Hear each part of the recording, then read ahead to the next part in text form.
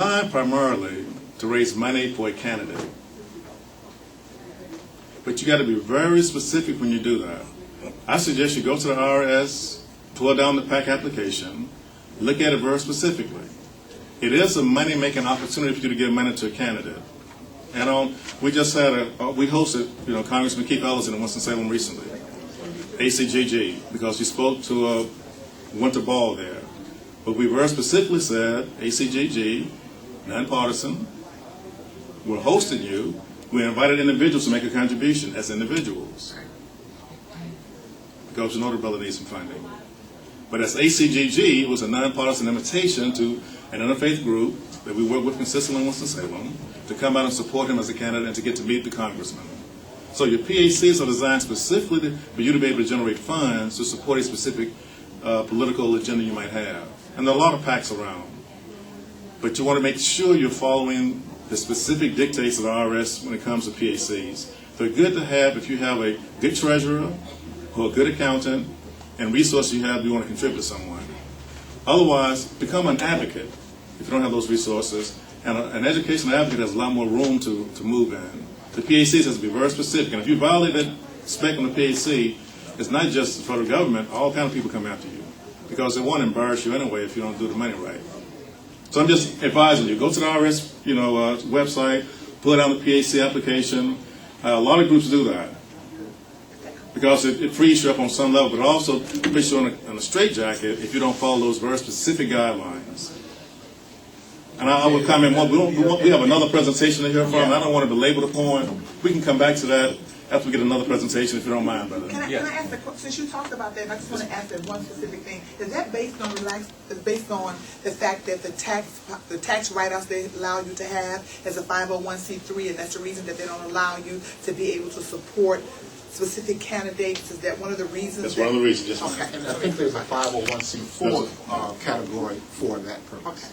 Okay. What we're going to do now, and we're coming to our conclusion, we're going to have Brother Shahir Akhtab talk to you a little bit, give you a little bit more information about the survey, and also about membership in the American Coalition for Good Government.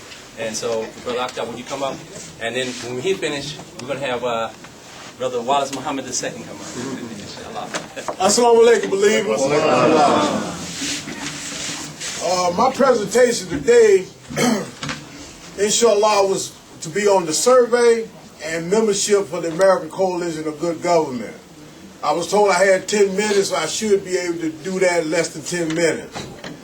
Since so much conversation have taken place on the survey, I don't have to spend too much time on the survey. I would just like to make a couple of comments that I prepared in reference to politics. The key word here is amnesia. Amnesia. What is amnesia? A loss of memory. What's a loss of memory? Not remembering. So there's some things the GOP, and I'm not speaking as endorsing any particular candidate, just speaking some facts. The key thing the GOP or the Republican Party or the Tea Party or the extreme right want you to forget is that under Bush and the Republicans that exist, they destroyed this country. They destroyed the economy. They had 2 wars that wasn't paid for. That create the deficit. They had a Bush tax cut for the rich. That created huge deficits. They had the prescription D drug plan that wasn't paid for. That created the great deficit. So here come our president, President Obama. 4 million jobs lost because of the deregulation of Wall Street. 4 million jobs lost even before he took the oath of office. And before his policies can take effect, 4 million more jobs was lost. Over 8 million jobs lost before the president even got in office. But they want you to have amnesia. They want you to believe that President Obama is responsible for the problems that exist today. So I just wanted to make that point because I don't want you to have amnesia. I don't want you to forget who destroyed this country, and our president is doing everything he could to bring it back. And so far, he's doing a good job. Because the last 23 months, what have we had? Over 3.7 million jobs created.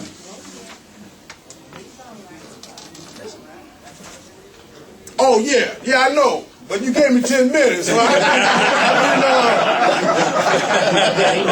been preparing this for the last 2 weeks. I've been preparing this for the last 2 weeks, so let me Go ahead. Another thing I don't want you to forget. Another thing I want you to forget is what they have said about us as Muslims. They said that we want to establish the Sharia law in this country. We ain't trying to establish no Muslim laws in the courts, but they say that to stir up fear against Muslims. This is what the Republicans are saying. One Republican from Missouri said the mosque in New York City is more offensive than the N-word. So they calling the mosque is more offensive than the N-word. Also, they said another mosque or masjid shouldn't even be built in this country. We shouldn't allow Muslims to build no more mosques or masjids in this country. Also, y'all remember when they threatened to burn the Quran. This is all coming out of the Republican mentality. They threatened to burn the Quran. And also they say that we are evil and the enemies of America. Now this is their rhetoric, amnesia. That's what they depended on, amnesia.